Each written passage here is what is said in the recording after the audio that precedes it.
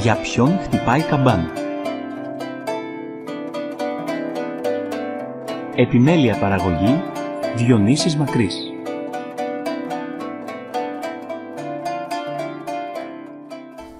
Χαίρετε καλοί μου χριστιανοί, χαίρετε καλοί μου φίλοι. Όπως είχαμε πει και παλαιότερα σε εκπομπές, ότι το Ισραήλ είχε ένα στρατηγικό στόχο για να φτάσει στο Ιράν. Έπρεπε πρώτα να καθαρίσει λίγο την Χαμάς εκεί, τον εσωτερικό κίνδυνο, γι' αυτό και το προκάλεσε. Άνοιξε τότε την πύλη και βγήκανε, κάποιος τους ξεσήκωσε, είδαμε πως η Μοσάντ ελέγχει μέσα και τη Χεσμπολάχ, οι πληροφορίες και τη Χαμάς. Έχει δικούς τους ανθρώπους. Κάποιοι λοιπόν τους ξεσήκωσαν τότε και βγήκαν προκειμένου να καθαρίσει το εσωτερικό μέτωπο που είχε να κάνει με τη Χαμάς. Αφού λοιπόν τελεσφόρησε αυτή η προσπάθειά της, πήγε στο δεύτερο εχθρό που ήταν η Χεσμπολάχ.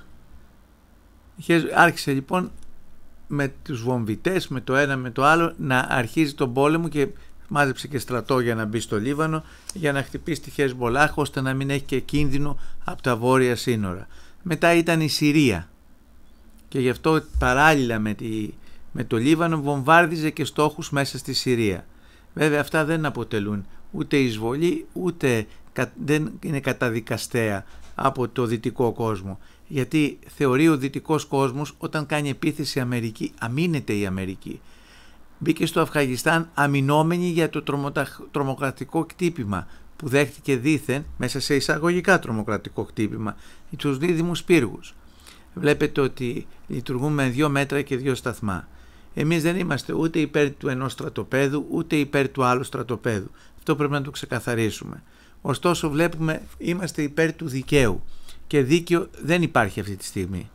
Είναι το Ισραήλ και η Δύση είναι στο άδικο και ο βασιλιάς Δαβίδ στο ψαλτήριο λέει τι θα πάθουν αυτοί που εμένουν στην αδικία και στο άδικο, συμπεριλαμβανομένων και των δικών μας εδώ, της δικής μας πολιτικής ηγεσίας.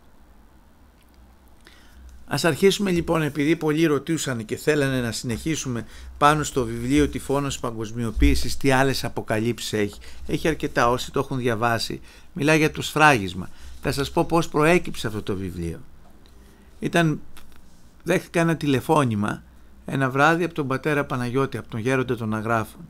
Μου λέει, Διονύση, ένας ιερέας θέλει να πας να μιλήσεις για την κάρτα του πολίτη. Τότε ήταν η κάρτα του πολίτη. Με τον Παπακοσταντίνο, με τον Παπανδρέου το 2009. Το θυμόσαστε αυτό. Θέλω να πας, λέει, να μιλήσεις για την κάρτα του πολίτη. Λέω, παππούλη, δεν το ξέρω το θέμα. Θα σε βοηθήσει, θα κάνουμε προσευχή, θα σε βοηθήσει ο Χριστός, θα σε βοηθήσει η Παναγιά, η Βαλαριώτης από το Βαλάρι, έτσι την έλεγε ο παππούλης, και θα τα πεις καλά. Άρχισα λοιπόν και εγώ να μαζεύω υλικό. Μέσα στο υλικό που μάζεψα τότε ήταν και αυτό το έγγραφο που είχε διαρρεύσει από την Bilderberg, αλλά και άλλα. Πώς, ας πούμε, για παράδειγμα, τη συνέντευξη ενός εκτελεστή της ΣΥΑ, ενός πράκτορα της ΣΥΑ, ο οποίος ήταν οικονομικός εκτελεστής. Πώς προσπαθούσαν να ελέγξουν τα κράτη, αν δεν μπορούσαν, ρίχνοντας τις κυβερνήσεις, να τα βουλιάξουν οικονομικά, ώστε να τα κάνουν εξαρτώμενα από τους ίδιους. Έτσι έγινε το 2008. Το 2008 στην Ελλάδα, τα Δεκεμβριανά που δημιουργήθηκαν όχι από το Γρηγορόπουλο. Το Γρηγορόπουλο τον έφαγε, ούτε αστυνομικός, έλεγε ο παππούλης, τον έφαγε. Αυτός που ήταν στο μπαλκόνι και τραβούσε με την κάμερα. Οι περισσότεροι ήταν ξένοι. Να τα λέμε με την γλώσσα της αλήθειας. Θα μας μιλήσουν αστυνομικοί, αυτοί που είχαν και το ρόλο του Παυλόπουλου, που μετέπειτα πήρε και έγινε πρόεδρος της Δημοκρατίας. Ποιοι ήταν αστυνομικοί? Τα 300 άτομα μιλούσαν ελληνικά που πιάσαν αστυνομικοί. Ποιος έδωσε διαταγή να φύγουν? Τι ήταν αυτοί, από πού είχαν έρθει? Δεν μιλούσαν λέξη ελληνικά. Τα άλλα 200 άτομα που εγκλωβίστηκαν μεταξύ της Πανεπιστημίου και της Ακαδημίας στην Οδό Βουκουρεστίου από τα ΜΑΤ, και αυτά δεν ξέραν ούτε μια λέξη ελληνικά.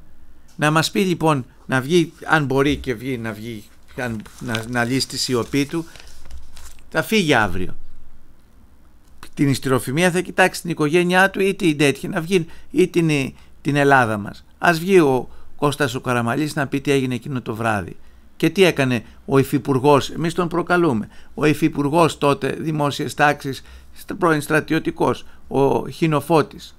Υπέβαλε την παραίτηση και για ποιο λόγο υπέβαλε την παραίτηση και με ποιον υπουργό τσακώθηκε εκείνο το βράδυ. Και γιατί η ΕΡΤ δεν πήγε να πάρει συνέντευξη όπως αποφασίστηκε από όλους αυτούς, βγάζοντας να βγάλουν τη μάσκα που φορούσαν και να πάρει συνέντευξη να μας πούν από ποιο κράτος είχαν έρθει και δημιούργησαν τα Δεκεμβριανά. Όπως δημιούργησαν και στην Ουκρανία το 2014 της πλατείας τότε στη Μαϊντάν, πώς λέγεται εκεί, και δημιουργήθηκε το ουκρανικό ζήτημα. Ας μην κοροϊδευόμαστε, ας μην κρυβόμαστε λοιπόν. Αλλιώς είναι η ιστορία, αλλιώς μας τη βγάζουν προς τα έξω. Ας μιλήσει ο Παυλόπουλος.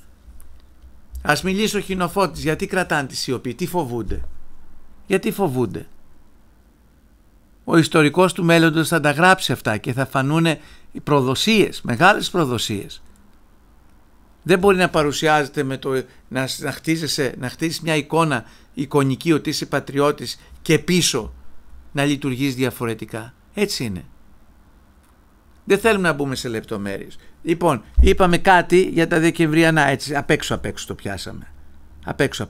Όχι να εισχωρήσουμε περισσότερο. Δεν θέλουμε περισσότερο να πούμε. Ας τα πούν αυτοί που τα έζησαν, τα βίωσαν και αποφάσισαν τι θα πράξουν. Αυτό λοιπόν έδειξε ότι έπρεπε να πέσει η κυβέρνηση του Καραμαλή. Γιατί έπρεπε να πέσει ο Καραμαλής? Πρώτον, γιατί είχε ασκήσει το βέτο για τα Σκόπια. Εκεί δεν άκουσε τους εντολοδόχους του κι αυτός. Δεν λειτουργήσε ως όργανο της Δύσης, ως πιστό όργανο. Διαφοροποιήθηκε. Ενήργησε και επέκτηνε, θα έλεγα, μετά τον Γεράσιμο Αρσένη που έκανε την αρχή, τα οπλικά συστήματα από τη Ρωσία. Έκλεισε συμφωνίες για οπλικά συστήματα, αγορά οπλικών συστημάτων από τη Ρωσία. Ενεργοποίησε και προώθησε τον αγωγό, τον μεγάλο αγωγό που θα έδινε άλλη δύναμη στη χώρα, Μπουργκάς Αλεξανδρούπολη.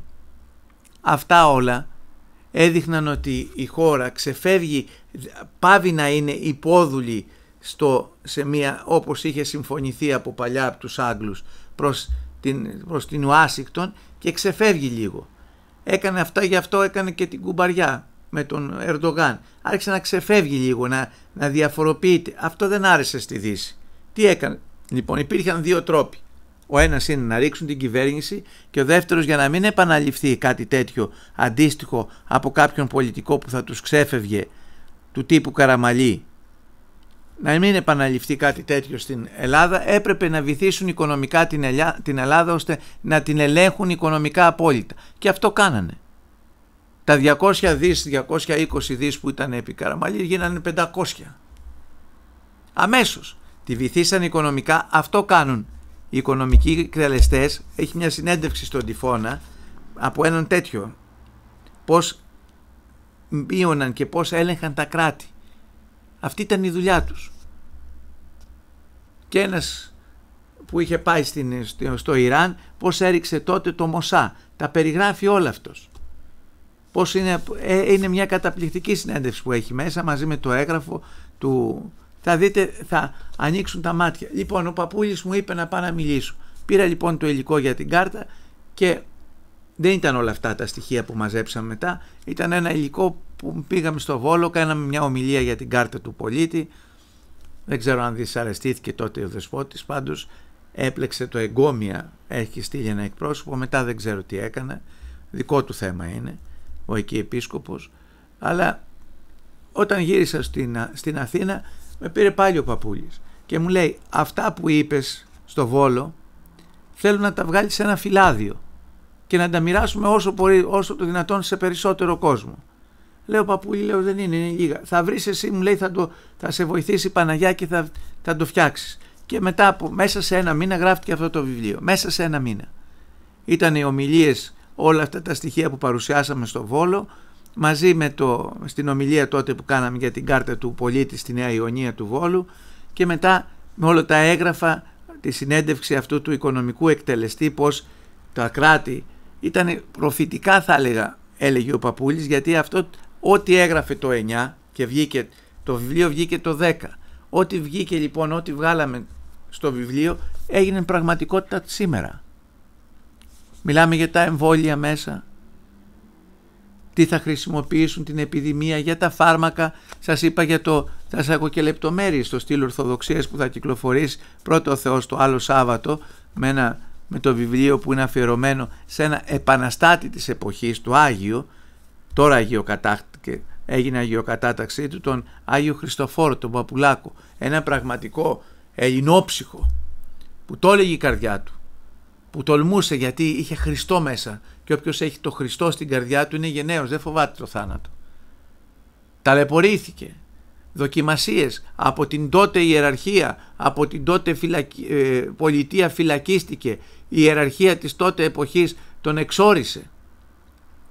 Τον πήγε στη Σαντορίνη, αλλά και στη Σαντορίνη έγινε προσκύνημα του λαού, πηγαίναν να τον δούνε. Μετά τον πήγανε στην Άνδρο, τον περιφέραν να μην πηγαίνει ο λαός. Δεν θέλανε να πηγαίνει, να έχει επαφή ο λαός μαζί του. Και τώρα θα βγούνε τέτοιοι. Θα βγούνε τέτοιοι άνθρωποι που θα σας μιλάνε, θα σας τα λένε και δεν θα φοβούνται τίποτα. Λοιπόν, τότε καθυπόταξαν την Ελλάδα το 2009 με τις εκλογές, βάλαν τον Παπαντρέου, ο οποίος ήταν δικός τους τέλος μέλος της Bilderberg και ήταν του χεριού της, γιατί δεν καταλάβαινε και πολλά. Εδώ που τα λέμε δεν πιάνει. Εδώ δεν μπορείς να αλλάξεις, για παράδειγμα, πώς να το κάνουμε. Μπορείς να αλλάξεις το ποδήλατο, την αλυσίδα του ποδηλάτου χωρίς να κατέβεις κάτω. Αυτός πήγε να του κάνει. Του βγήκε η αλυσίδα και ενώ ήταν πάνω στο ποδήλατο προσπαθούσε να βάλει την αλυσίδα με το ένα χέρι και έφυγε και έπεσε κάτω. Αυτόν βάλανε λοιπόν πρωθυπουργό. Δεν έχω τίποτα με τον άνθρωπο. Καλά να είναι, αλλά λέω ότι οι ζημιές που γίνανε στην Ελλάδα μετά. Με τα λεφτά υπάρχουν και μας έφερε τα μνημόνια, γιατί αυτός ήταν σε διατεταγμένη υπηρεσία να φέρει τα μνημόνια. Και μετά μέσα σε αυτό κινητοποιήθηκε όλη η ΣΤΟΑ από κάτω για να νομιμοποιήσουν τα μνημόνια και να υποδουλώσουν τη χώρα προς τη Δύση. Αυτό έχει γίνει τώρα. Είμαστε μια χώρα υπόδουλη προς τη Δύση. Πώς να το κάνουμε? Αυτή είναι η αλήθεια, είναι η πραγματικότητα. Ζούμε λοιπόν με τις επιταγές και τις προσταγές της Δύσης. Θέλει η Δύση να μοιράσει το Αιγαίο, θα το μοιράσει. Η ΑΟΣ στη μέση, θα το μοιράσει. Προσπαθεί τώρα η Δύση να κάνει μια απέλπιδα προσπάθεια, γι' αυτό δεν έφαγε ακόμη τον Ερντογάν, να το πούμε έτσι, που έπρεπε να τον έχει δολοφονήσει από το καλοκαίρι, από τον Απρίλιο, τον περασμένο Απρίλιο. Από τότε προγραμματίζαν να τον καθαρίσουν. Δεν τα καταφέραν όμως, γιατί βλέπαν τις αντιδράσεις που θα υπάρχουν και ότι ακόμη δεν ήταν έτοιμα τα πράγματα.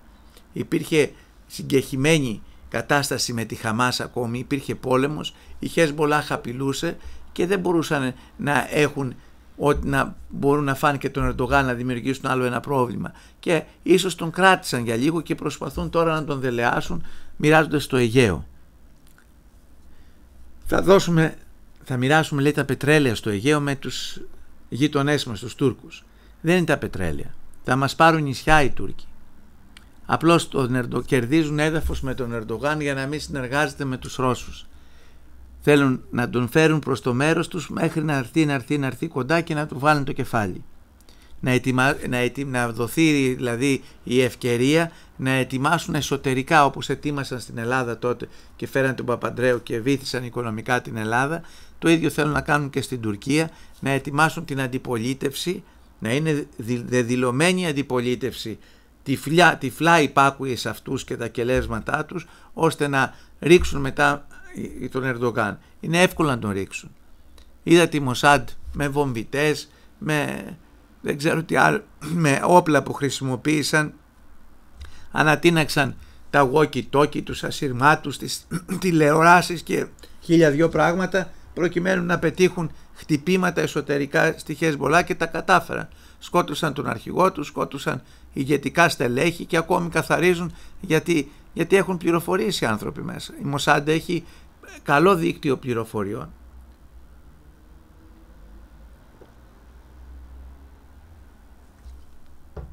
Λοιπόν, επιτέθηκε λοιπόν το Ιράν στο Ισραήλ για να τους σταματήσει κατά κάποιο τρόπο, να σταματήσει την εισβολή να καθυστερήσει την εισβολή. Γιατί θέλει το Ιράν να καθυστερήσει? Έχει τους δικούς της λόγους.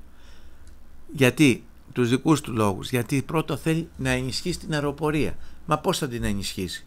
Μα ήδη έχει κλείσει συμφωνία για αγορά των αεροπλάνων, των Σουχόι.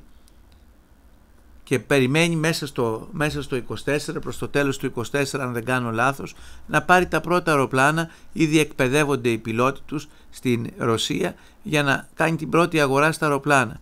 Δεύτερον, ενισχύει τους πυράβλους. Είδατε ότι ήταν αδύνατο το σύστημα, το αντιπυραυλικό σύστημα, η ομπρέλα προστασίας του Ισραήλ να κρατήσει και να χτυπήσει αυτούς τους πυράβλους που είχαν 10 και 15 φορές την ταχύτητα του ήχου.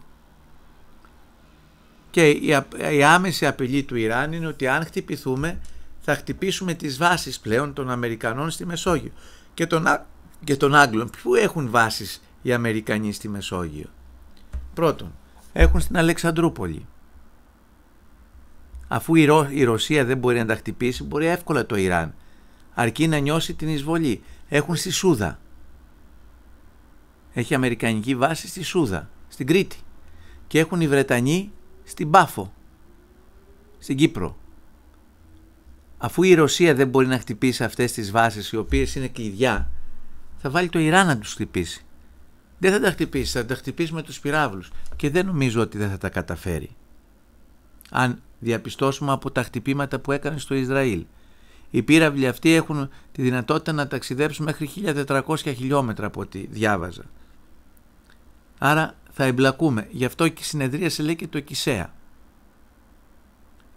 Συνεδρίασε και το ΚΙΣΕΑ σήμερα να πάρουμε, λέει, μέτρα. Τι μέτρα θα πάρουμε, Μητσοτάκης? Ό,τι του πούνε. Γιατί πλέον η κυβέρνηση, δεν έχουμε κυβέρνηση εδώ ελληνική. Έχουμε κυβέρνηση η οποία υπακούει σε εντολές τυφλά των Βρυξελών και κατ' επέκταση της Ουάσιγκτον. Η Ουάσιγκτον υπακούει, αλλά και στις Βρυξέλλες. Ό,τι του πούνε αυτοί θα κάνει. Αν του πούνε χρέωσε την Ελλάδα, δεν ξέρω, χρέωσαν την Ελλάδα, λέει 10-12 δις επιπλέον, βγήκε να μιλήσει, να διαμαρτυρηθεί κανένας? Είδατε στην αντιπολίτευση κανένας δεν μιλάει. Όλοι κινούνται με ιδιοτέλεια. Αυτό πρέπει να καταλάβουμε. Και γι' αυτό σας λέω, λέει, πώς θα το αντιμετωπίσουμε? Μη φοβόσαστε πώς θα τους αντιμετωπίσουμε. Είναι πολύ εύκολο. Για κάθε χριστιανό. Αν 100 άνθρωποι βρεθούν στην Ελλάδα και πορεύονται στην αγιότητα, μέσα από ανιδιοτέλεια, μέσα από καθημερινό αγώνα, μέσα από την αγάπη προς όλους, ακόμη και τους εχθρούς, τότε αναλαμβάνει ο Χριστός. Και ο Χριστός είναι νικητής και θα είναι ο νικητής. Θα είναι ο νικητής. Δεν θα τους αφήσει. Αρκεί εμείς να το ζητήσουμε. Μέχρι σήμερα δεν το ζητάμε. Γιατί μας έχουν φάει οι μέριμνες της καθημερινότητας. Αυτοί απομακρύνονται, ο μόνος εχθρός για να φύγουν τα δαιμόνια όταν έρθουν απέναντι στο Δημιουργό. Γιατί έφευγαν τα δαιμόνια και γινόντουσαν θαύματα? Στο Ευαγγέλιο το σημερινό, εκτός του Αγίου Κυπριανού, γιατί γράφεται Τετάρτη, στο Ευαγγέλιο λοιπόν το σημερινό τι έγραφε? Έστειλε ο Ιωάννης τους μαθητές να δούνε, αν ρώτησε ο Ιωάννης αν ήταν ο ερχόμενος, αυτός που ο Μεσσίας. Και πώς του απάντησε ο Χριστός? Δέστε, λέει, τι γίνεται. Ήταν, λέει, χιλιάδες ασθενείς που είχαν προσεγγίσει. Όχι αυτούς που ξέρουμε. Εμείς ξέρουμε τις 100 σελίδες στο Ευαγγέλιο. Και λέει ο Ιωάννης ότι θα γράφω όλα τα βιβλία της γης. Φανταστείτε πόσα θαύματα έκανε ο Κύριος εκεί. Γιατί φεύγανε μπροστά του? Έτρεμαν τα δαιμόνια και έφευγαν. Γιατί? Μπροστά στο δημιούργημα που είναι ο δαίμονας, μπροστά στο δημιουργό, είναι ανήμπορο. Δεν μπορεί να αντιδράσει. Είναι δημιούργημα. Παρόλα αυτά όμως ο Κύριος τα αγαπάει ως δημιουργήματα. Είδατε, λέει, όταν στην πόλη των Γαδαρινών, όταν διάτρεψε αυτούς τους 2 δαιμονισμένους, τι τον παρακαλέσαν τα δαιμόνια? Ξέρουν για το εκτήρμουν, τη φιλεσπλαχνία του. Λέει, μη μας καταστρέψεις, άφησέ μας να μπούμε στα γουρούνια. Και τα άφησε και μπήκαν στα γουρούνια για ένα άλλο λόγο και γκρεμίστηκαν τα γουρούνια. Γιατί τότε τα γουρούνια που είχα οι Γαδαρινοί και να ταΐζουν τους Ρωμαίους ήταν παράνομα. απαγορεύονταν να θρέψεις βάσει του Ιδωαϊκού νόμου χήρους. Και αυτοί παρανομούσαν απέναντι στο Θεό. Και ο Θεός έστειλε τα δαιμόνια εκεί για να καταστρέψει και αυτό που έκαναν την παρανομία. Και γι' αυτό του είπανε, επειδή χάσαν τα χρηματάκια τους έτσι, τι κάνανε οι Γαδαρίνοι? Λέει να μην έρθει στην πόλη μας. Τι άλλο θα δεις στην πόλη και θα το διορθώσεις? Φοβήθηκαν. Καταλάβατε? Γι' αυτό επιμένουμε εμείς από αυτή την εκπομπή. Βάλτε όσο το δυνατόν γρηγορότερα το Χριστό στην καρδιά σας. Μιλήστε μαζί του, πιέστε καφέ, συζητήστε μαζί του. Όπως συζητάγατε το παιδί προς τον πατέρα. Και ζητάτε το μοναδικό, το πιο ωραίο πράγμα που μπορεί να ζητήσει ένας χριστιανός. Να σε βάλει στο θέλημά του. Ως υπεύθυνος, να σου το εξηγήσω λίγο αυτό, ως υπεύθυνος ο Κύριος για τον αμπελώνα του έχει ορίσει κάθε ένας από μας τι δουλειά θα κάνει στον αμπελώνα. Για όλους έχει την κατάλληλη δουλειά. Όταν λοιπόν μπούμε στο θέλημά του θα μας βάλει στη δουλειά που εκείνος έχει αποφασίσει για να μπορέσει να μας εντάξει στη βασιλεία του. Γι' αυτό να μην του ζητούμε περιουσιακά στοιχεία, να μην του ζητούμε αυτοκίνητα, να μην του ζητούμε να μας βρει κοπέλα ή η κοπέλα να μας βρει άντρα, και αυτά είναι καλά. Να μας βάλει στο θέλημά του. Εάν το θέλημά του είναι να κάνουμε μια καλή οικογένεια, θα σου παρουσιάσει και το τέρι σου. Γι' αυτό πολλοί που λένε ψάχνω, ας μην ψάχνουν, ας προσευχηθούν με αγνότητα, χωρίς εχθρότητα προς τον άλλον. Να μιλήσουν στον πατέρα τους, να μιλήσουμε στον πατέρα μας. Αυτό χρειάζεται ο Χριστός. Και μετά να λαμβάνει ο ίδιος. Πώς θα μιλήσει με τον πατέρα? Λέει κάποιος, προσεύχομαι, λέει, αλλά δεν με ακούει ο Θεός. Άμα δεν είσαι ειλικρινής, πώς θα σε ακούσει? Κάνε μια καθαρή εξομολόγηση. Πήγαινε σε ένα παππούλι εκεί, όποιος να είναι, δεν χρειάζεται να είναι γέροντας διορατικός που ψάχνουν πολλοί. Πήγαινε στον παπά και γράψε εκεί τη ζωή σου από τότε που βγήκες, που χτύπαγες τον αδελφό σου όταν ήσουν 2 χρονών, όταν ήσουν 3 χρονών που έκλεβες το μολύβι στον παιδικό σταθμό, ή πέταγες το πιάτο κάτω που είχες θυμό. Από τότε θα τα πιάσεις μέχρι σήμερα. Θα τα πιάσεις και θα τα πεις στο πνευματικό, στον εξομολόγο σου. Θα πεις για τις αδικίες, θα πάρεις, όπως έχουμε πει και παλιότερα, τις 10 εντολές, θα τις βάλεις μπροστά και θα πεις ποιες από αυτές έχεις παραβιάσει. Παραβίασα αυτή, δεν χρειάζεται, λένε πολλοί, εγώ δεν σκότωσα και κανέναν, τι να πάω να πω στον παπά? Τι λες βρε άνθρωπε? Ο λόγος πολλές φορές σκοτώνει. Αν είπες σε κάποιον ότι δεν είναι όμορφος όταν ήσουν, ξέρω εγώ, στην νεανική ηλικία, ή αν του είπες ότι δεν μπορεί να κάνει αυτό, το σκότωσες μέσα ψυχικά. Μπορεί να τον πέθανες και να είχε μια διαδρομή α και εσύ να τον σκότωσες ψυχικά. Είναι 2 οι θάνατοι. Ο ένας είναι ο πνευματικός και ο άλλος είναι ο σωματικός. Ο πνευματικός είναι χειρότερος του σωματικού. Πόσους λοιπόν έχουμε σκοτώσει? Το ου φωνεύσεις αναφέρεται στον ενιαίο άνθρωπο, στο πνευματικό και στο σωματικό θάνατο. Όχι μόνο στο σωματικό που βλέπουν πολλοί. Πάει για παράδειγμα, ο φόνος είναι συνέχεια το τέτοιο. Πάει μια γυναίκα και μοιχεύει με κάποιον άλλον. Πάει και αποκτά παιδί και πάει και το ρίχνει το παιδί για να μην την πιάσει ο άντρας της. Έχει σκοτώσει. Αλλά έχει πνευματικά σκοτώσει κι άλλους. Έχει κάνει πολλούς φόνους ταυτόχρονα. Να μην μιλήσουμε για το πνευματικό θάνατο, στο οποίο δυστυχώς και πολλοί κληρικοί σπρώχνουν τα παιδιά τους. Πάρα πολλοί κληρικοί. Για να τελειώσουμε λοιπόν τα γεωπολιτικά, θα σας αναφέρω σήμερα ένα θετικό πολύ. Γράφουμε στο στήλο Ορθοδοξίας που θα κυκλοφορήσει και το Γέροντα Βασίλειο τον Καυσοκαλυβίτη. Να τον ακούτε το Γέροντα. Να τον ακούτε. Έβλεπε. Και έδινε εντολή ο Θεός να μιλήσει. Γι' αυτό τα έλεγε. Προεφήτευσε πολλά πράγματα τα οποία τα βλέπουμε. Τι έχει πει? Ο Θεός λέει αγαπάει την Ελλάδα και θα την προστατέψει. Ποιος άλλος του είπε αυτό? Η Γερόντισσα Γαλακτεία. Βλέπετε, υπάρχει συμφωνία. Ποιος άλλος του είπε αυτό? Ο Γέροντας των Αγράφων, ο πατήρ Παναγιώτης. Θα την προστατεύσει την Ελλάδα. Ο Θεός την αγαπάει. Γιατί, όχι από εμάς, άχρηστοι είμαστε εμείς. Γιατί ήταν τόπος που έχουν χύσει το αίμα τους εκατομμύρια άνθρωποι. Εκατομμύρια Άγιοι. Μοσκοβολάει ο παράδεισος από το ελληνικό έδαφος. Έχει δώσει πολλούς καρπούς αυτή η χώρα στον ουρανό. Και ακόμη είναι πρωταθλήτρια. Για δέστε πόσους Αγίους έχουμε βγάλει και είναι ακόμη Άγιοι. Γερόντισσα Λαμπρινή θα γίνει Αγία. Έχουμε τον πατέρα Φιλόθεο, τον Ζερβάκο. Άγιος άνθρωπος. Έχουμε πολλούς Αγίους.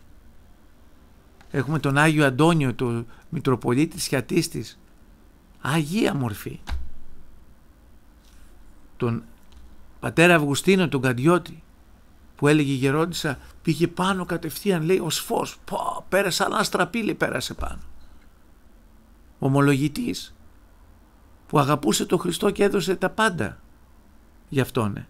Έχουμε Αγίους, έχει καρποφορήσει το δέντρο που λέγεται Ελλάδα. Γι' αυτό το χτυπάει και ο διάβολος. Γι' αυτό το χτυπάει την νεολαία μας, χτυπάει τα παιδιά μας χτυπάει όλους. Δεν θα καταφέρει όμως τίποτε και δεν θα καταφέρει και θα τον εκδιώξουμε μόνο όταν εμείς βάλουμε τον Χριστό στην καρδιά μας, όταν γυρίσουμε στον Χριστό μας. Τότε θα φύγουν. Γιατί μπροστά στο δημιουργό το δημιούργημα δεν έχει τίποτε, δεν μπορεί να κάνει τίποτα. Για παράδειγμα, μου είπε κάποιος, λέει, θα μας ανατινάξουν, ξέρετε, δημιουργούν φόβους. Λέει, θα ανατιναχτούν τα κινητά μας. Έχουν πλέον τέτοια οπλικά συστήματα. Όχι, κύριε, όχι, καλή μου κυρία, δεν θα ανατιναχτεί το κινητό σου. Τι θα κάνεις? Εντάξει, εγώ θα το πω, ας γελάσουν κάποιοι. Βάλε ένα σταυρό πάνω. Ο σταυρός εκπροσωπεί το δημιουργό. Όταν λοιπόν το δημιούργημα, που είναι η συχνότητα που θα σου ρίξουν, φτάσει μπροστά στο δημιουργό, αφοπλίζεται. Όπως το δαιμόνιο τον καιρό του Χριστού αλλά και τον καιρό των Αγίων. Αφοπλίζεται και μειώνεται και εκμηδενίζεται μπροστά στο πρόσωπο του Χριστού μας, στο πρόσωπο της Παναγίας μας, μπροστά στους Αγίους μας. Αδυνατή, δεν μπορεί να κάνει τίποτα. Έτσι και η συχνότητα και κάθε οπλικό σύστημα. Όταν βάζεις μπροστά το σταυρό δεν έχει τίποτε. Σταυρώστε λοιπόν τα πάντα, τις τηλεοράσεις, τις Smart TV, όπου έχετε φόβο. Οπλιστείτε, βάλτε μια πανοπλία στο σπίτι που θα είναι πολύ δυνατότερη από αυτή που έχει το Ισραήλ για να αντιμετωπίζει τους πυράβλους του Ιράν. Πάμε λοιπόν να δούμε τη συνέχεια.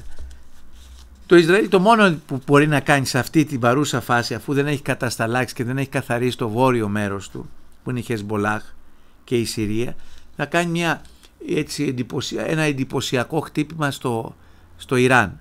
Αν όμως προβεί σε ένα τέτοιο εντυπωσιακό χτύπημα μέσα στο Ιράν, να ξέρετε ότι το Ιράν θα απαντήσει. Και θα απαντήσει αυτή τη φορά, γιατί έχει τους Κινέζους πίσω και τους Ρώσους. Θα απαντήσει όχι χτυπώντας στο Ισραήλ. Θα χτυπήσει τη Σούδα, θα χτυπήσει την Πάφο, θα χτυπήσει την Αλεξανδρούπολη. Και άντε μετά να τα μαζέψουμε έτσι όπως μας έχει μπλέξει ο Μητσοτάκης. Άντε μετά να μαζευτούν. Νομίζετε ότι τα F-35 και τα Ραφάλ μας τα έδωσαν γιατί βγήκαμε από τα μνημόνια? Ποια μνημόνια? Τώρα θα φέρουν κι άλλο μνημόνιο. Γιατί όταν βλέπουν αντιδράσεις μέσα στον κόσμο, αντιδράσεις στο λαό, τότε σου λέει βάλ' τους ένα μνημόνιο να τους γονατίσουμε πιο κάτω για να μην σηκώνουν κεφάλι. Αλλά το κεφάλι δεν το σηκώσουμε εμείς. Το δικό μας το κεφάλι είναι για μπάτσες που λένε στο χωριό μου. Το κεφάλι θα το σηκώσει ο Χριστός. Οπότε άμα σηκώσουμε το κεφάλι μας, βάλουμε το Χριστό μπροστά, δεν πρόκειται να κάνουν τίποτα αυτοί. Καταλάβατε γιατί φοβούνται την Ελλάδα? Προωθούν ταυτότητες, προωθούν προσωπικό αριθμό, πηγαίνουν να βάλουν τα παιδάκια, λέει, ταυτότητες, 5.000 ταυτότητες σε μια μέρα. Τι λέτε ρε παιδιά, τι τρέχετε να βγάλετε ταυτότητες? Προσωπικός αριθμός, όλα αυτά θα καταργηθούν. Το τσιπάκι θέλουν. Κάνουν την προετοιμασία, αυτό είναι το φόβητρο. Θέλουν να μας φοβήσουν. Γιατί μετά θα πάνε σε αυτό που είπαμε, την νανοτεχνολογία. Έχουν πάει ήδη. Μέσα από τις τροφές θα δείτε πολλά. Που βλέπετε το μαγνήτη που τραβάει. Που δεν μπορείτε, έχει βαρέα μέταλλα μέσα και δεν καθαρίζει ο οργανισμός από τα βαρέα μέταλλα. Έχει όμως τρόπο ο Θεός να τα καθαρίζει. Έχει τη θάλασσα, όπως είπαμε, έχει την αποτοξίνωση, έχει μηχανήματα αποτοξίνωσης, να φεύγουν αυτά τα βαρύδια που μας βάζουν όλοι αυτοί οι απατεώνες μέσα μας. Και έχει κι άλλο, έχει τον πράσινο άργυλο. Και προπαντός έχουμε την προσευχή μας.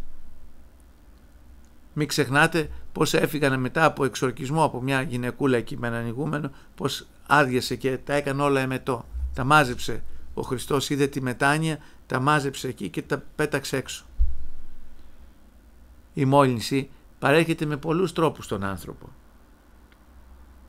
Γι' αυτό χρειάζεται ο Χριστός, γιατί με τον Χριστό θα μπορέσουμε να ανταπεξέλθουμε.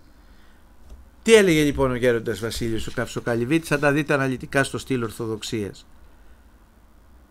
Από το 2009 τα έλεγε. Θα χτυπήσουν, λέει, η Ρωσία έχει ένα μυστικό όπλο, το είπε το 16 αυτό. Το οποίο η Αμερική, γι' αυτό η Αμερική τη φοβάται. Τη φοβάται η Αμερική τη Ρωσία. Γιατί φοβάται ότι θα έχει τύπημα εσωτερικό δικό της. Η Αμερική θα έχει ένα δόγμα. Να γίνονται πόλεμοι αλλά μακριά από τα σύνορά της. Αλλά ο πατήρ Βασίλειος τι έχει πει? Και το θυμίζω σε αυτούς που ακούν από την Αμερική. Θα φτάσει, λέει, κάποια στιγμή που όλα τα κράτη του κόσμου θα βομβαρδίζουν από κοινού την Αμερική. Γιατί όταν θα φτάσουν στην καταστροφή και θα καταλάβουν ποιος τα κατέστρεψε, θα πάνε στην πηγή. Να χτυπήσουν την πηγή του κακού. Και το έχει πει και ο γέροντας Εφραίμ, ο Άγιος Εφραίμ της Αριζόνας, ότι θα βυθιστεί η Αμερική, θα πάθει μεγάλη ζημιά και από φυσικά φαινόμενα αλλά και από τον πόλεμο. Το λέει ο γέροντας εδώ. Θα υπομένει η Ρωσία, θα υπομένει, αλλά αργά ή γρήγορα θα δείξει τη δύναμή της. Θεός φυλάξει, γιατί αυτά που θα γίνουν δεν έχουν ξαναγίνει ποτέ. Νους ανθρώπου δεν τα συλλαμβάνει.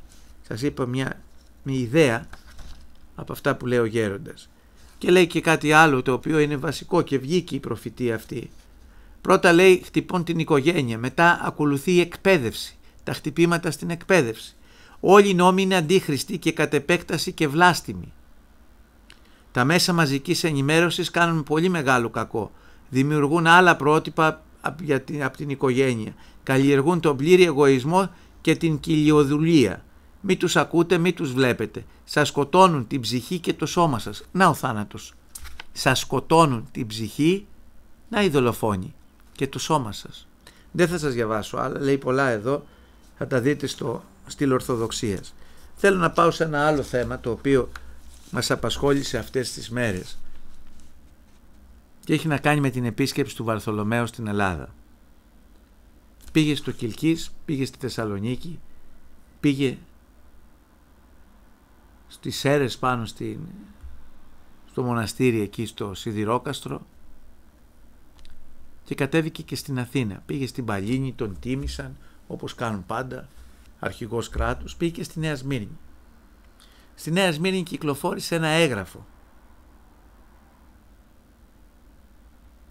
το οποίο έλεγε και εξηγούσε γιατί ο Πατριάρχης είναι αιρετικός. Και θέλω ο Μητροπολίτης Νέας Σμύρνης, ο σεβασμιότατος εκεί Μητροπολίτης Νέας Σμύρνης, να μας απαντήσει σε μερικά πράγματα που έθετε το έγγραφο αυτό, το οποίο γέμισε από ό,τι μου είπανε, είχε πάει από το Φάληρο μέχρι και την Αργυρούπολη μοιράστηκε. Και είχε, λέει, μπροστά την εικόνα του Πατριάρχη και πίσω είχε κάποια γιατί ο Πατριάρχης είναι αιρετικός. Πρώτον, λέει, γιατί παραβιάζει το σύμβολο της πίστεως. Γιατί το παραβιάζει το σύμβολο της πίστεως? Πώς το παραβιάζει? Καταρχήν, λέει, το σύμβολο της πίστεως, και ρωτάω τον Μητροπολίτη Νέας Σμύρνης. Λέει ότι πιστεύουμε εις μίαν Αγίαν Καθολικήν και Αποστολικήν Εκκλησία. Είναι έτσι, δεν είναι? Αυτό δεν έχει θεσπιστεί από τους Ιερούς Κανόνες? Εμείς έχουμε, ο Πατριάρχης μιλάει για άλλες εκκλησίες.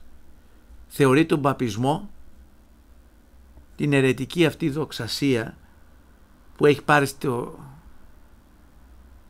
έχει σκοτώσει τόσες χιλιάδες, έχει δολοφονήσει τόσες πνευματικά, τόσες εκατομμύρια ψυχές, οδηγώντας στην κόλαση, τη θεωρεί εκκλησία και τον Πάπα τον θεωρεί αγιότατο. λέτε εσείς οι Μητροπολίτες, και το απευθύνω σε όλους, ότι έχετε αποστολική διαδοχή. Ο Πάπας έχει αποστολική διαδοχή. Αν έχει αποστολική διαδοχή και είναι στην αίρεση, τότε λίμωνό σας.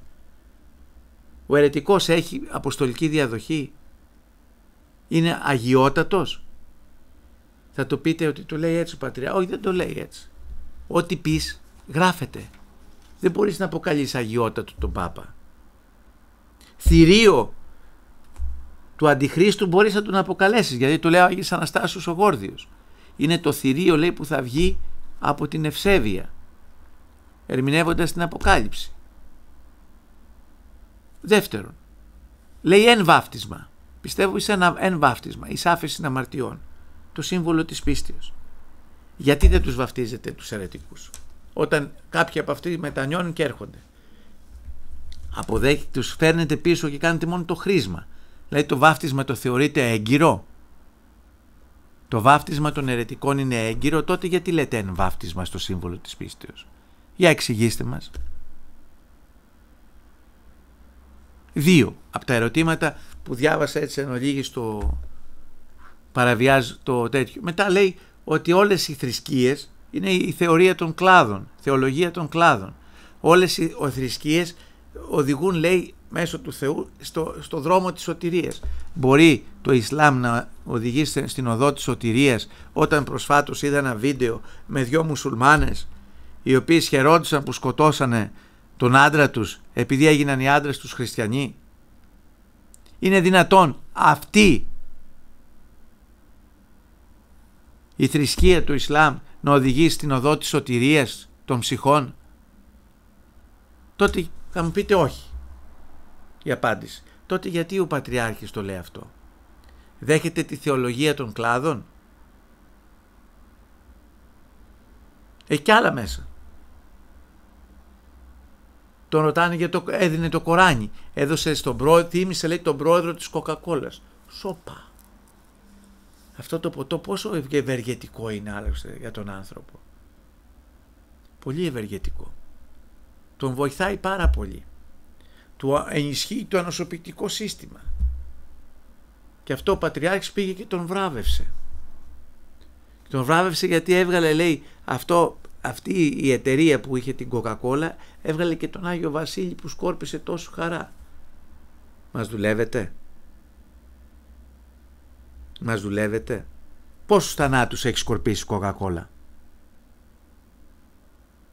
Για δέστε, άμα υπήρχε μια ιατρική επιστήμη η οποία να ήταν ανεξάρτητη από όλους αυτό και μη ελεγχόμενη και ανέλυε πόσο ζημιά κάνει η Coca-Cola και τα άλλα αυτά αντίστοιχα ποτά αυτά στον ανθρώπινο οργανισμό, προκαλεί στήρωση στον άντρα, σταδιακή, αργός θάνατος, κινούμενη άμμος. Χιλιάδες είναι τα προβλήματα που προκαλεί και όμως την πλασάρουν και έφτασε ο ηγέτης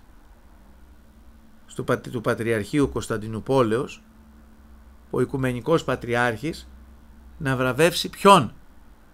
Τον πρόεδρο. Και πώς τον βράβευσε? Επειδή, λέει, ήταν μουσουλμάνος, δεν του έδωσε Ευαγγέλιο για να τον επαναφέρει στο δρόμο της σωτηρίας, τον αληθινό δρόμο σωτηρίας, του έδωσε το Κοράνι. Τι σημαίνει αυτό? Σημαίνει ότι ο Πατριάρχης μας ξέρει ότι δέχεται την πανθρησκεία, δέχεται και τις άλλες θρησκείες ως ισότιμες. Δηλαδή δεν δέχεται ότι έχουμε η μόνη αλήθεια. Δεν δέχεται το Χριστό μας ότι αποτελεί αλήθεια. Δέχεται και την αίρεση, δέχεται και το Ισλάμ. Γι' αυτό κάνει και διαλόγους μαζί. Τι να διαλεχθείς με αυτούς? Ξέρεις πως γίνεται ο διάλογος, Παναγιώτατε, με αυτούς μέσω της αγιότητας? Γίνετε εσείς Άγιος και το παράδειγμά σας θα φέρει πολύ κόσμο. Έτσι γίνεται. Έγραφε κι άλλα, να μην σας κουράσω. Αυτό που μου έκανε εντύπωση όμως και θα το σχολιάσω γιατί μου έκανε εντύπωση. Έδωσε ο επίσκοπος, μέσα στην εκκλησία ήταν και ένας υφυπουργός, τώρα αν δεν κάνω λάθος, της Νέας Δημοκρατίας, ο Σπανάκης, ο οποίος ήταν από αυτούς τους 175 που ψήφισαν το αεπέσχυντο αυτό νομοσχέδιο για τον γάμο των ανομάλων. Του έδωσαν λοιπόν ο προϊστάμενος του ναού εκεί, ο Παπαγιάννης, από ό,τι είδα στη φωτογραφία, ο πατήρ Ιωάννης, πήγε το μικρόφωνο και του έδωσε και το βιβλίο. Δεν του ήξερε ο άνθρωπος απ' έξω, γιατί πώς θα το μάθει απ' έξω, το πιστεύω. Είναι δυνατόν να το μάθει, αφού άλλα πιστεύει. Το δικό μας το σύμβολο της πίστεως. Τέλος πάντων, ας το πούμε, ας το ξεπεράσουμε. Πήγε λοιπόν, καλό είναι να το διαβάζει κάποιος, να μην κάνει λάθος. Πήγε και το έδωσε να το διαβάσει. Σε ποιον το έδωσες, Παπαγιάννη? Σε ποιον το έδωσες, επίσκοπε? Εσύ δεν είσαι παιδί του πατρός Επιφανίου? Ο γέροντας Επιφάνιος τι έλεγε γι' αυτά? Εάν ζούσε, ήταν εν ζωή ο Άγιος Ιωάννης ο Χρυσόστομος, θα τολμούσατε να κάνετε αυτές τις βλακίες που κάνετε? Γιατί περιβλακίες και αηδίες είναι αυτά. Επέσχυνται, παράνομα, τρισάθλια πράγματα. Να διαβάσει τώρα ένας ο οποίος απέρριψε το Χριστό και το Ευαγγέλιό του και νομιμοποίησε τα παραφύσιν αμαρτήματα. Αυτά που καταδικάζει ο Απόστολος Παύλος, του δώσατε λοιπόν να πει, να εκφωνήσει. Τι παράδειγμα δώσατε στον κόσμο όταν έβλεπε το σπανάκι να διαβάζει το πιστεύω και έκανε και λάθη? Τι παράδειγμα δώσατε? Όταν ισοπεδώσατε όλα. Μπράβο λοιπόν στον Κιθήρον που δεν έκανε καμιά τιμή στο Δένδια και έβγαλε και ανακοίνωση. Δεν τον τίμησε. Τον άφησε να παρίσταται, αλλά δεν έδειξε καμιά τιμή ιδιαίτερη. Τον αντιμετώπισε ως απλό όπως το λαό. Αν και εκεί έπρεπε να πάρει και άλλα μέτρα, να τον βγάλει απ' έξω. Αλλά ξέρετε, είναι τα αδιφάγα μέσα μαζικής εξαπάτησης που θα πέφτανε πάνω να φάνε το δεσπότη μετά. Αλλά και εκείνος κράτησε μια σωστή θάση, ο Μητροπολίτης Κιθήρου. Ο Νέας Σμύρνης έδωσε το σπανάκι να διαβάσει το πιστεύω. Όταν το είχε ποδοπατήσει πριν από λίγους μήνες, λέτε να μετανόησε? Μήπως και ο Σπανάκης έκανε τη μετάνοια του Τσελέντη? Μετανόησε όπως ο Τσελέντης για αυτά που έλεγε την Εκκλησία. Μας κοροϊδεύεται. Ο συγκεκριμένος κύριος, εγώ τον έχω δει τη Μεγάλη Παρασκευή και τη Μεγάλη Πέμπτη, έχει καταγράψει 30-40 εκκλησίες στα νότια προάστια εκεί που εκλέγεται και πηγαίνει από 5 λεπτά σε κάθε εκκλησία, βάζει έναν τύπο απέναντι, χωροφύλακας, δεν ξέρω τι είναι ο φύλακας του και αστυνόμος, τον βγάζει φωτογραφία λοιπόν ότι πήγε στον τάδε ναό της Νέας Σμύρνης, στον τάδε ναό του Φαλήρου, στον τάδε ναό της Γλυφάδας και τα βγάζει στο Facebook ότι είναι άνθρωπος της εκκλησίας για να τραβάει τις ψήφους των χαζών χριστιανών. Να το πω έτσι. Των χαζών χριστιανών. Γιατί ένας καλός συνειδητοποιημένος χριστιανός τα βλέπει αυτά και δεν είναι χαζός. Δεν πάει να τους ψηφίσει αυτούς. Αυτούς που ποδοπατούν το Ευαγγέλιο, αυτούς που γυρίζουν την πλάτη τους στην εκκλησία ή αυτούς που την εκμεταλλεύονται λες και είναι ένας σύλλογος όπως είναι ο Πανιόνιος ή ο Ολυμπιακός για να πάνε να πάρουν ψήφους από τους οπαδούς του συνδέσμου ή του συλλόγου. Είναι άμυροι της τύχης τους. Έτσι είναι σεβασμιότατα. Σας σέβομαι, αλλά έχασα πάσα ιδέα. Έχασα πάσα ιδέα. Με την τιμή που κάνατε σε ποιον? Σε κάποιον που δεν άξιζε. Θα μου πείτε τι μπορούσα να κάνω. Είμαι Μητροπολίτης της πόλης και έπρεπε να έρθει. Να μην λειτουργούσατε. Ας ερχόταν στους Ιμβρίους και ας στέλνατε έναν εκπρόσωπο. Έτσι, για τα μάτια του κόσμου, ότι εκπροσωπήθηκε και η Εκκλησία για τους Ιμβρίους. Ήταν ανάγκη να του κάνετε τόσο μεγάλη τιμή, να τον βάλετε στην Αγία Φωτεινή να λειτουργήσει? Ποιον? Θα μου πείτε βέβαια, την καραμέλα θα κρυφτείτε, δεν έχει καταδικαστεί ακόμα από σύνοδο. Λέτε, το πιστέψουμε? Ποια σύνοδο τον καταδικάσει τον Πατριάρχη, αφού το χρήμα κυβερνάει? Και αυτή τη στιγμή το χρήμα και η πολιτεία. Αυτοί όταν το στηρίζουν λοιπόν από πάνω, ποιος θα τον φάει από κάτω? Θα τολμήσει σύνοδος? Τη βλέπουμε τη σύνοδο πως έρεται και χαίρεται. Βγάλανε, λέει, δώσανε την έγκριση στον Αρχιεπίσκοπο για να προβεί, λέει, στα της Βουλιαγμένης. Αυτοί οι Μητροπολίτες δεν πήραν τα δύο πορίσματα, ένα του μακαριστού του Μητροπολίτη Φιλίππων, του Προκόπιου, και ένα του καλού ιεράρχη, είναι και ζών, είναι και αντιπρόεδρος στη Σύνοδο, του Καριστίας, του Σεραφείμ, να διαβάσουν τι γινόταν στη Βουλιαγμένη? Τότε πορίσματα 1000 σελίδων. Τα ξεπέρασε όλα αυτά η ιεραρχία, τα μονοκονδυλιά στα διέγραψε. Γιατί εκεί στους ιεράρχες αυτό που κυριαρχεί είναι το εγκόλπιο, πόσο θα είναι καθαρό το εγκόλπιο και αγνό και όμορφο, πώς αν είναι στραβό το καλυμάφκι ή το επανοκαλύμαφο, άμα μήπως δεν είναι από καλό ύφασμα, τα παπούτσια αν είναι γυαλιστερά ή όχι, έτσι καταντήσατε. Και βλέπετε, ξέρετε τι λόγο θα δώσετε. Αύριο που θα πάτε, σας το λέω εγώ, στο απολογητικό βήμα, ξέρετε ο παράκλητος είναι πολύ σκληρός. Εφαρμόζει τον νόμο έτσι, δεν μπορεί να τον εμπέζετε. Να βγάζετε από τα παρασκήνια του Μητροπολίτη και απλώς να πηγαίνετε στην κάλπη την ημέρα εκείνη για να επικυρώσετε αυτό που έχει γίνει ήδη στα παρασκήνια. Δεν μπορεί να παίρνει ο τάδε υποψήφιος και να λέει έχω λέει την ευλογία του Αρχιεπισκόπου και μου έδωσε ευλογία να γίνω Μητροπολίτης στην Αρκαδία. Θα γίνω λέει στην Τρίπολη Μητροπολίτης λέει και ζητώ την ψήφο σας. Τι λες βρε? Τι λες βρε? Πού είναι ο παράκλητος που επικαλούνται το παράκλητο εκείνη την ώρα? Μου έλεγε ο Μακαριστός όταν θέσαμε ένα νέο σύστημα εκλογής, το είχε θέσει και ο νυν Αρχιεπίσκοπος, αλλά όταν έγινε Αρχιεπίσκοπος το ξέχασε. Το λησμόνισε και το πέταξε εκεί στον κάλαθο των αχρήστων. Για να γίνουν λέει αξιόλογες. Τι έπρεπε να γίνουν? Έπρεπε η τοπική εκκλησία της Αρκαδίας, να σας πω πώς έπρεπε να γίνει η εκλογή. Η τοπική εκκλησία, οι ιερείς και ο πιστός λαός να βγάλουν έναν υποψήφιο από εκεί. Σίγουρα θα υπάρχουν υποψήφοι και καλά στελέχη που έχουν εργαστεί εκεί στον τόπο τους. Να βγάλουν ένα υποψήφιο. Ένα υποψήφιο και τους άλλους δύο υποψηφίους να τους εκλέξει η Ιερά Σύνοδος. Και οι τρεις μετά να μπουν σε μια κληροτίδα και να κληθεί ένας να τραβήξει τον κλήρο. Αυτό έπρεπε να γίνεται σε κάθε Μητρόπολη. Τότε θα λειτουργούσε το Άγιο Πνεύμα.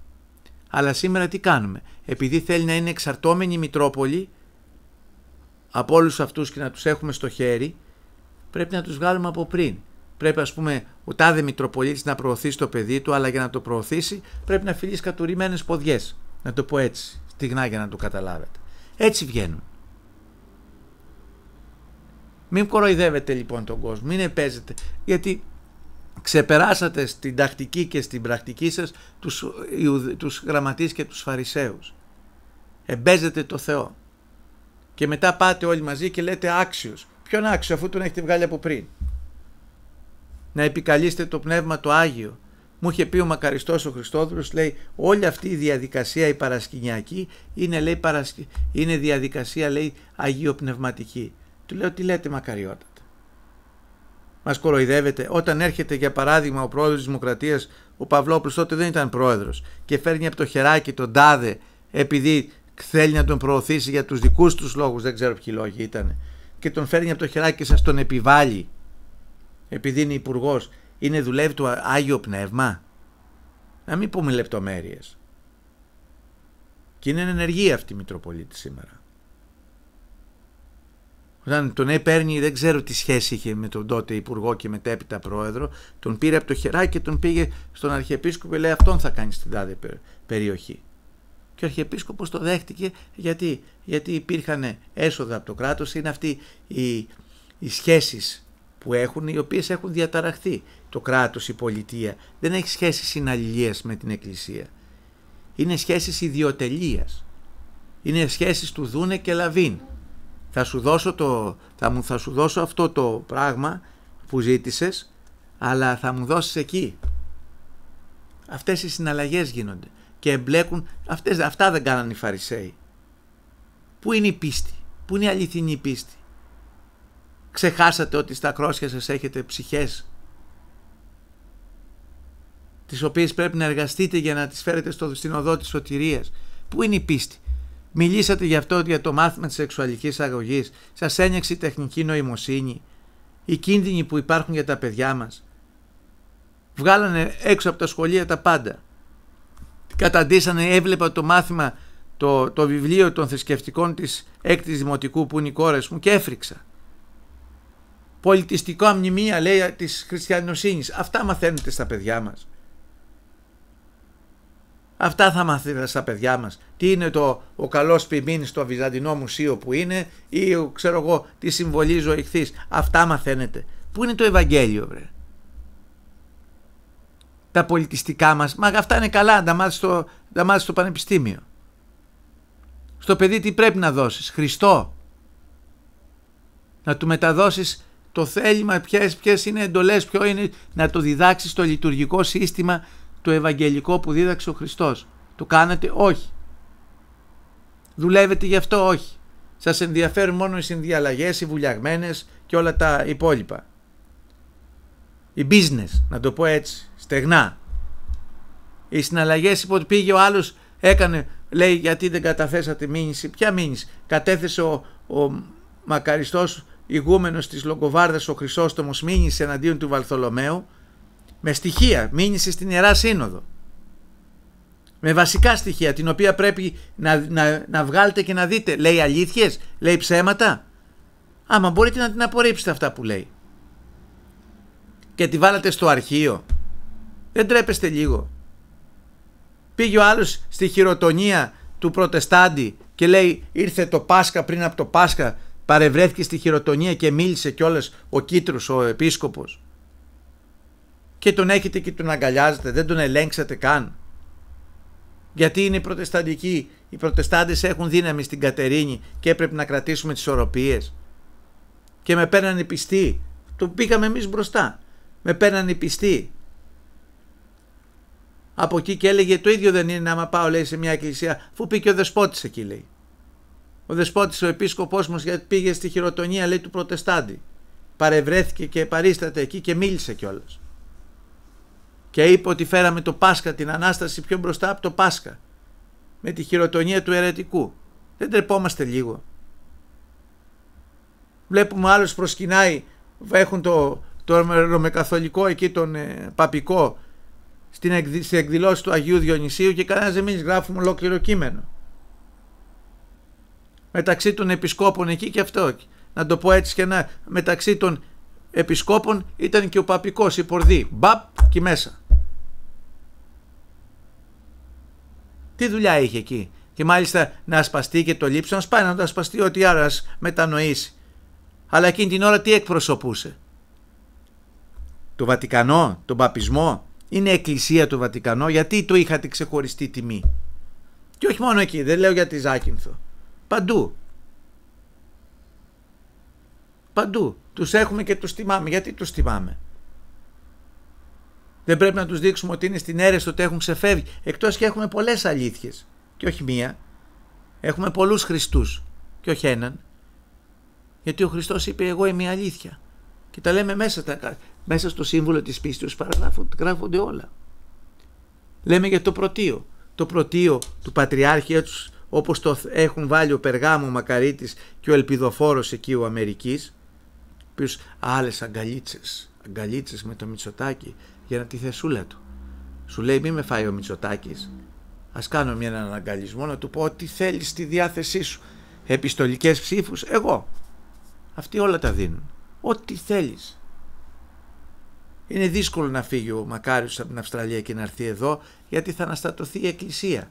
Οπότε ό,τι θέλεις θα το κάνω εγώ. Και να αγκαλίτσες. Ο Ελπιδοφόρος λοιπόν και ο Περγάμου είχαν γράψει περί πρωτείου. Μα αυτά που γράφανε είναι ότι εμέσως μεν πλην σαφώς είναι όλη η θεολογία του Αρείου. Το ό,τι έλεγε ο Άριος και καταδικάστηκε από τις Οικουμενικές Συνόδους και έφαγε και το χαστούκι, και καλά τον κάλανε και τον χαστούκι ο Άγιος Αθανάσιος. Ό,τι έλεγε ο Άριος τα λένε τώρα ο Πατριάρχης μέσω του Περγάμου και του Ελπιδοφόρου για το πρωτείο. Το πρωτείο λέει εξουσίας. Πηγάζει γιατί βάζουν το Θεό, βάζουν χρόνο στο Θεό. Ο Πατέρας, ο Υιός και το Άγιο Πνεύμα. Καταλάβατε? Πού τα έχουμε αναλύσει, εμείς τους προκαλούμε να κάνουμε συζήτηση ανοιχτή. Τα έχει πει ο Τσελεγκίδης ελέγχοντας τους διαλόγους, ο καθηγητής πάνω της, ο επίτιμος καθηγητής, τώρα είναι συνταξιούχος, ο Δημήτρης ο Τσελεγκίδης, ένας από τους καλύτερους καθηγητές, τα έχει τονίσει όλα. Τα λένε, αλλά δεν ακούνε τίποτε. Τα είπανε επίσκοποι τότε με τον Πατριάρχη. Βγάλανε τότε για τον οικουμενισμό χαρτί, το υπογράψαμε όλοι, 40.000 υπογραφές. Και η Σύνοδος τότε πάλι είπε, καταδίκασε, λέει, την πρακτική των υπογραφών. Δεν καταδίκασε όμως. Ζήτησε το Πατριαρχείο να καταδικάσει την ενέργεια, την αντίδραση.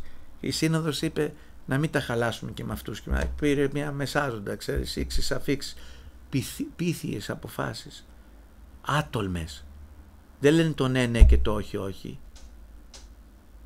Λένε διάφορα τέτοια. Άτολμες.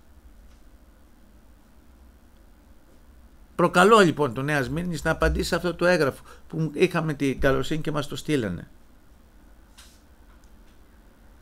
Μία ερώτηση. Να μας απαντήσει εγγράφος. Και εμείς θα το δημοσιεύσουμε στο στήλο της Ορθοδοξίας και θα το διαβάσουμε και από εδώ. Για ποιοι ήταν οι λόγοι, αυτά που λέει, που δέχτηκε τον Πατριάρχη. Τον θεωρεί ότι δεν είναι αιρετικός. Ας απαντήσει σε αυτό το έγγραφο που του στείλανε εκεί, το φυλάδιο που του σκορπίσανε στη Μητρόπολη του. Κάποιοι ευσεβείς χριστιανοί, γιατί αυτοί πρέπει να έχεις κότσια για να το κάνεις. Κάποιοι λοιπόν πήγαν και το κάνανε. Να μας απαντήσει γιατί έδωσε το λόγο στο Σπανάκι. Τον τίμησε ως υφυπουργό. Τι ήταν αυτά. Ο πατήρ Επιφάνιος που ήταν πνευματικός του, τι ρόλο έπαιξε στη ζωή του. Και τα ισοπαίδωσε τώρα όλα. Δεν έχω τίποτε με το πρόσωπο, αλλά σας λέω, λειτουργούν πλέον λες και είναι άρχοντες και δεν ελέγχονται από κανέναν. Δεν είναι έτσι. Δεν είναι έτσι. Ο Χριστός θα επέμβει και έχει πει ο γέροντας Βασίλης, το λέμε εδώ, θα φύγουν αυτοί με ασθένειες. Θα τους πάρει ο Χριστός. Πώς θα πάνε στο απολογητικό βήμα? Τι θα του πούνε? Έφτιαξα 5 ορφανοτροφία, έφτιαξα ένα επισκοπείο καλό, έφτιαξα 10 γυροκομεία. Ξέρετε τι θα σας ρωτήσει ο Χριστός? Πόσες ψυχές σώσατε? Το ποίμνιό σας το οδηγήσατε στην οδό της σωτηρίας? Κατηχήσατε το λαό? Τους μιλήσατε για μένα? Όχι με αυτά τα ξύλινα τα κηρύγματα, τα γλυκανάλατα. Να λέτε το ναι ναι και το όχι όχι. Βγήκατε να πείτε, το κάνατε γαργάρα. Μόλις κούνησε τους φακέλους εκεί ο Μητσοτάκης, σούζα όλοι. Ποιος ξέρει τι είχαν αυτοί οι φάκελοι? Γιατί λένε πως δεν είναι δυνατόν τη μια μέρα να συναντιέσαι στον Ιάρχο κάτω και την άλλη μέρα να τον καλέσει τον Μητσοτάκη στα Ινόφυτα να πιείτε καφέ. Κάτι έγινε, ενώ είσαστε σε κόντρα. Τι μεσολάβησε? Λέμε, φάκελος ήταν αυτός. Κάτι κούνησε πάντως ο Μητσοτάκης. Τους είπε θα σας κόψω τα έσπα. 60 και, τι 60, 70 εκατομμύρια έχουν πάρει μόνο τα τελευταία χρόνια. Πολλά λεφτά. Για την ψηφιοποίηση του τάδε αρχείου, Βρέχ, ψυχές σώζετε. Ποια ψηφιοποίηση? Καλά είναι αυτά, αλλά είναι δευτερεύοντα. Ψυχές μπορείτε να σώσετε. Μη χαρκεντερίζετε λοιπόν με τις εκλογές και αυτές τις σαχλαμάρες. Φτιάξτε ένα σύστημα σωστό, αντικειμενικό για να εκλέγετε. Δώστε τη δυνατότητα να εκλέξει το Άγιο Πνεύμα. Δεν σας είπα να μην βγάλετε τον εκλεκτό σας. Ψηφίστε και τους εκλεκτούς σας να βγουν μέσα στην κληροτίδα. Αλλά να βγει και ένας από εκεί, ένας που έχει δουλέψει, που έχει εργαστεί, που τον αγαπάνε οι ιερείς. Θα μου πείτε, ξέρουμε, δεν ξέρεις καλό το σύστημα πώς λειτουργεί. Το ξέρω καλά. Εσείς όμως θα το φτιάξετε. Πέστε στο Χριστό, έλα και φτιάξε μας ένα καλό, ένα γνήσιο τρόπο. Όχι να είναι, θυμάμαι στο φανάρι πώς εκλέχθηκε ένας επίσκοπος και φρίτο. Τον βγάλανε από μια θέση, να μην τον φωτογραφίσω, από μια θέση που ήτανε και υπηρετούσε, για να βάλουν τον εκλεκτό του Πατριάρχη στη θέση αυτή, και αυτόν πώς θα τον βγάζανε? Με έναν τρόπο, με αναβάθμιση, τον κάνανε επίσκοπο. Αυτές οι συναλλαγές οι παρασκηνιακές είναι απέναντι στο Θεό, είναι, τι να πω, είναι πορνείες είναι.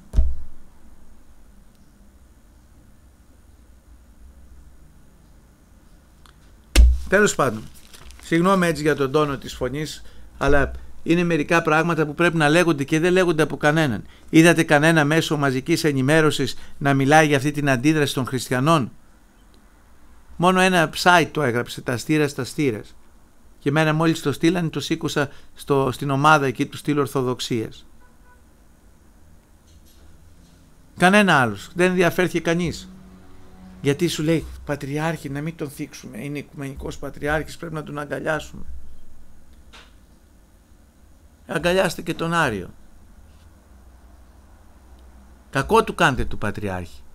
Δεν του κάνετε καλά, δεν τον βοηθάτε στο δρόμο της σωτηρίας. Τον βοηθάτε να πάει λίγο πιο κάτω από εκεί, από την κατρακύλα. Με τις τιμές που του κάνετε και με τον τρόπο που του συμπεριφέρεστε. Και με τα εγκόλπια που του χαρίζετε. Και τα δώρα και όλες αυτές τις φανφαρότητες.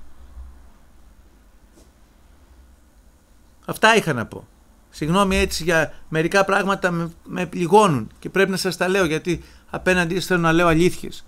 Δεν θέλω να κρύβομαι. Θα δούμε πολλά πράγματα. Να κάνουμε προσευχή, να γονατίσουμε, να έρθουμε σε μετάνοια. Χωρίς μετάνοια δεν πετυχαίνουμε τίποτε. Μόνο με τη μετάνοια. Αυτό είναι το μήνυμα που πρέπει να λέγεται από κάθε κληρικό σήμερα. Αυτό το μήνυμα πρέπει να λέγεται, τη μετάνοια, και να το δείχνει με τον τρόπο ο ίδιος, αγκαλιάζοντας την αλήθεια και βγαίνοντας μπροστά.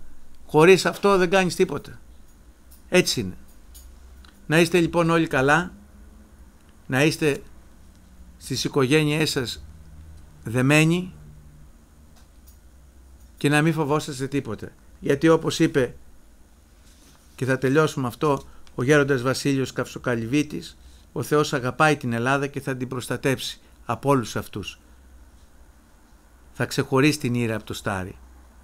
Και το έχουν πει και άλλοι Άγιοι.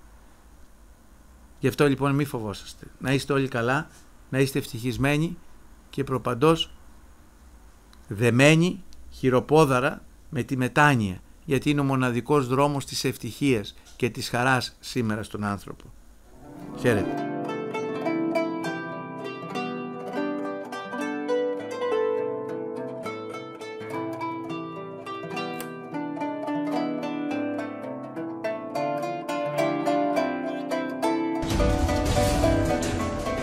Για ποιον χτυπάει καμπάνα? Επιμέλεια παραγωγή Διονύσης Μακρύς.